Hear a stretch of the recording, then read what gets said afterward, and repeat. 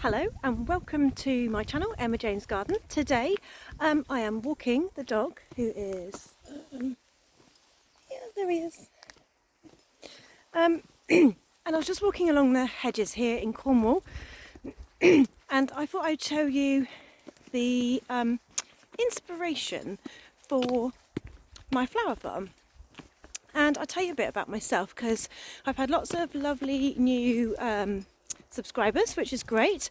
So please do keep on liking and subscribing if you want to follow my channel and see some of the bits and pieces I do. And I thought I'd just tell you a little bit about myself. So my name's Emma. I live in Cornwall in the United Kingdom, and I started my... I thought he was going to go for a poop then. But he's not, it's fine. So I started flower farming, well, I started growing cut flowers in 2019 after I did a floristry course because I was really interested in doing floristry.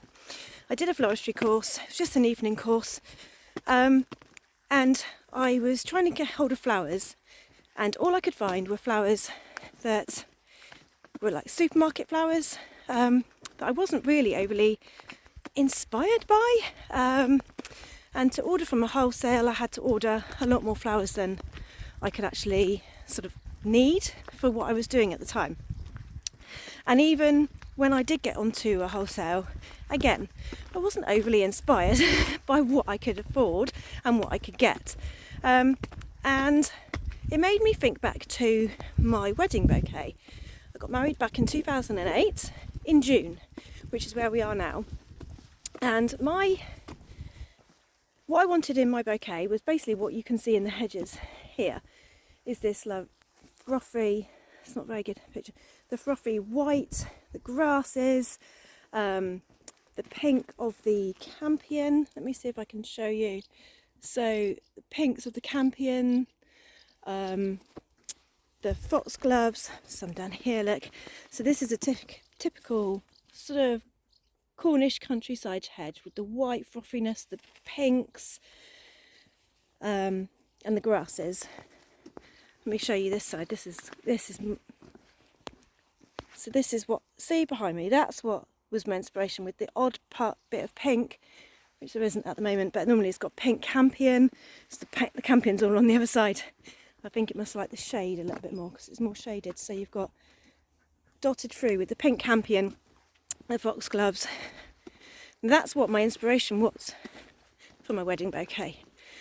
When I went to a florist, because at the time, we were talking quite a long time ago, and at the time I didn't have any floristry skills whatsoever, and although I liked playing with flowers, I didn't feel I was up to making my own bouquet, which I think was an error on my part, because I think I would have been completely capable of doing it if I'd had just a little bit of information about what I could and couldn't do.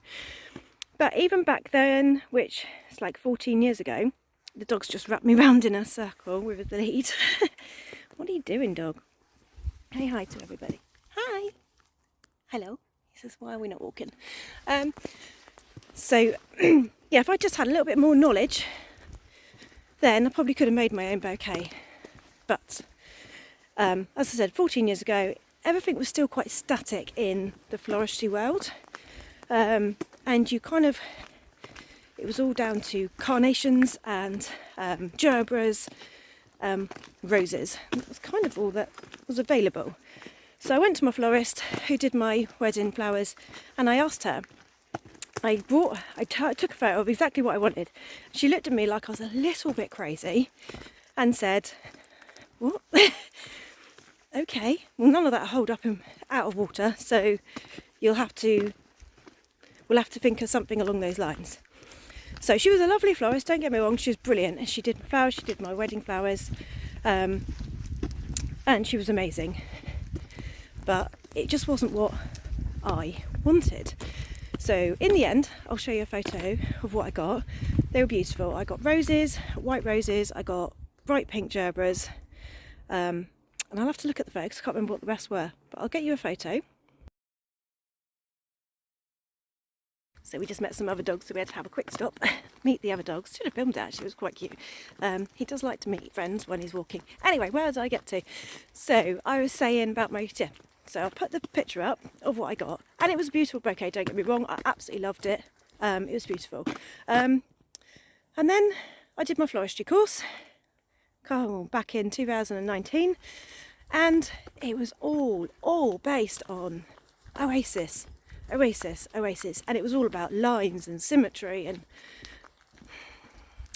as much as I really enjoyed the course, every time I made something I thought looked beautiful and amazing, she'd come and say, there's no line to that, you need to follow a line, and it's all, this needs to be, and it was all triangles, and I just, it's great, but it's not what I like.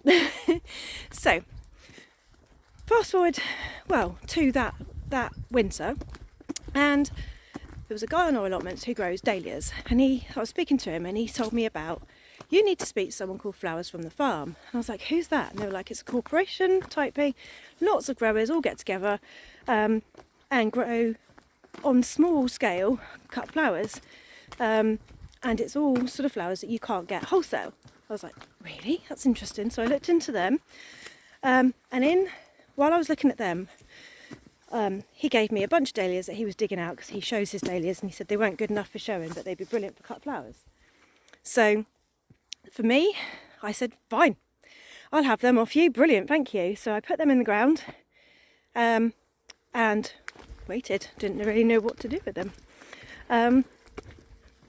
So that summer, so that would have been in the spring, so during the summer, all these beautiful dahlias came up, and I was hooked, well and truly hooked. So I decided this is definitely what I want to do. And by that time, I'd got hold of Flowers from the Farm, found out loads about them. I'll put a link in the description below to them. Absolutely brilliant. So if you're ever looking for someone to supply you with British grown cut flowers, go on there, and there is people all over the country, and you'll find someone really close to you that'll do flowers like I have. If you're not near me, if you're near me, come to me and I'll grab you some flowers. So I joined Flowers from the Farm, and I became one of their members. I started growing cut flowers. Sorry, walking, and I'm here having to change. So it's a bit bitty, this video. I keep forgetting where I'm going with it. So yeah, I joined Flowers from the Farm. Brilliant membership. And I started growing the dahlias. I grew cosmos, dahlias. What did I grow that year? Cosmos, dahlias, zinnia, some carnations because I already had them. And that was about it. There was a few other bits and pieces that I grew from seed, old cornflowers, annuals basically. So most of it was annuals apart from the dahlias. Then I found a lovely lady via Flowers from the Farm, who the guy that grows the dahlias told me about, who was a flower farmer. So I went over to her and I bought flowers off her to put into my bouquets, because obviously I didn't have a lot growing, because I didn't really know about growing or anything at the time. And she was massively helpful to me, an absolute inspiration for everything cut flowers. She was really helpful, and although we only lived 7 miles apart, she was really pushing me to start growing properly and selling properly. Uh-oh, car coming. Hold on. Make a dash because there was a car. I had to turn around and run back the other way. Anyway, annoying because I keep forgetting where I am. Yeah, so she's a massive inspiration for me, and keep wrapping me around. Right, we're going to have to walk this way. Just realised what time it is. I have to go to work in a minute. Let's not walk too far. So really big inspiration, kept really encouraged me to grow. She's going, you've got to do it. And then she said she would help me do everything. She'd show me how to grow things, which was brilliant. And she did, she was absolutely brilliant. And then she had a really bad fall over the winter and broke her ankle, not great, which meant she couldn't get down to her flower farm. And while she was down there, unfortunately, people that own the land decided they didn't want her there anymore, which is the real big problem with renting land. So, poor thing, she had to give up her flower farm. Absolutely gutted for her. but her ankle was really bad. She'd never have been able to grow anything that year anyway. So she offered me a load of her plants. Go in. So she was like, you know, come and dig them out. So I did. I went over car after car after car. Her husband helped me dig out the plants, put them in my car. It was just crazy. So I got them all in, but this would have been sort of May time by now. So I think it was a bit late going in. All perennials and roses and things like that, which I've still got. But that gave me a really good starter for the year. So I had some beautiful flowers ready to go. That, you know, I hadn't had to grow from seed or anything because they were already sort of half-grown perennials. So they were a bit slower because obviously been dug up, and the roses didn't come to much at all. Got a couple of flowers off them and that was it. But that was just down to the way, you know, the timings. So yeah, I did really well that year with flowers.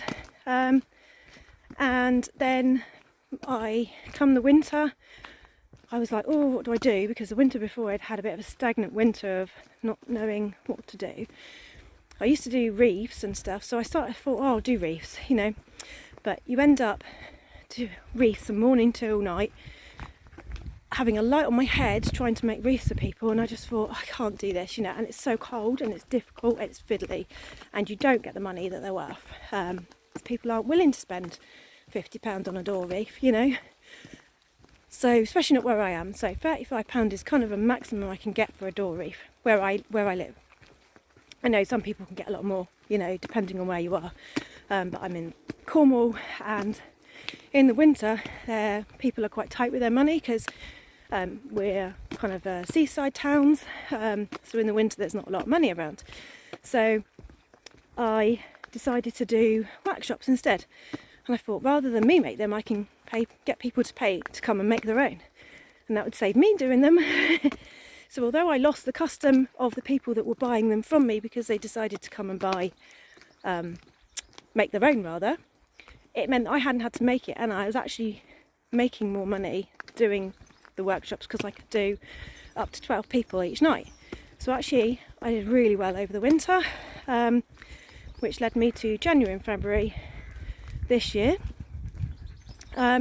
which ended up with me unfortunately getting a job, but just down to fuel prices, food prices, living costs all going up, and the fact that I'd like to expand my flower farm, and I cannot do that. There's another car coming, hold on 1 second. Wait.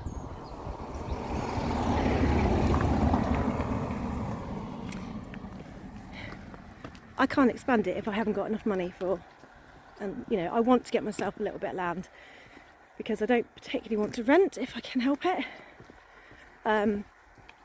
Because like the lady, it can quite easily be taken off you at the drop of a hat, and all that hard work you've put in and all those plants that you've planted that you've spent years growing, gone in an instant. So I'm not keen on renting unless I really have to. At the moment I have allotment plots, which is where I grow most of my stuff, and I've got a plot at home which has gone to rack and ruin lately because I just haven't had the time to go down there and do anything with it. So this year I found it really hard flower farming and working, although I only work in a school, so it's, you know, it's only daytime. There is only so many hours in the day to do everything that needs to be done.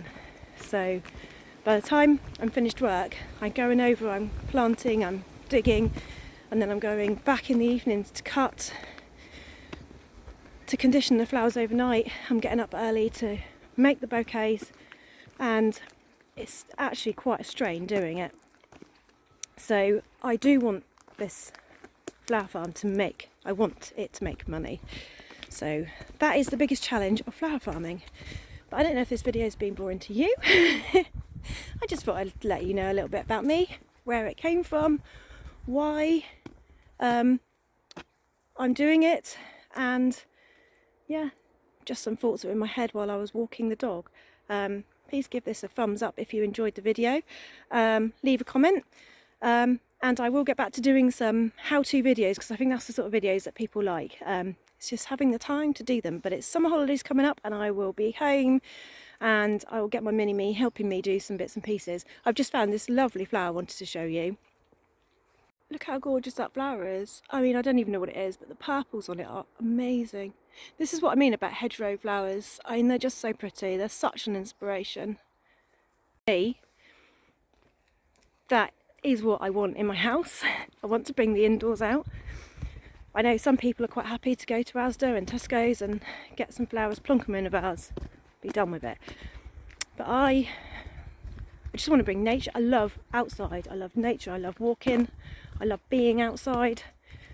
So to me, to have part of this in my house is definitely where I want to go.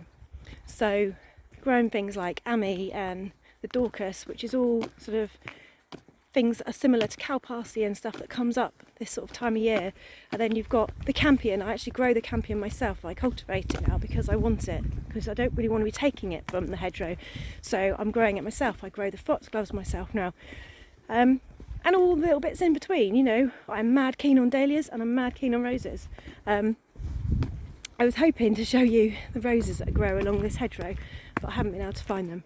I will pop a picture in of the ones I found the other day. They're absolutely gorgeous, just in the hedgerow. So pretty. But all these things are just what I love. And this, hang on, this is a wild Achillea. So this is just the wild version of the pinks and purples that I grow that goes in the bouquets. So pretty, growing in the hedgerow.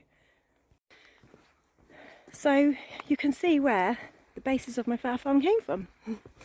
Anyway, that's me, enough of me rambling, and I will see you in the next video. Thank you very much for watching, and I'll see you again.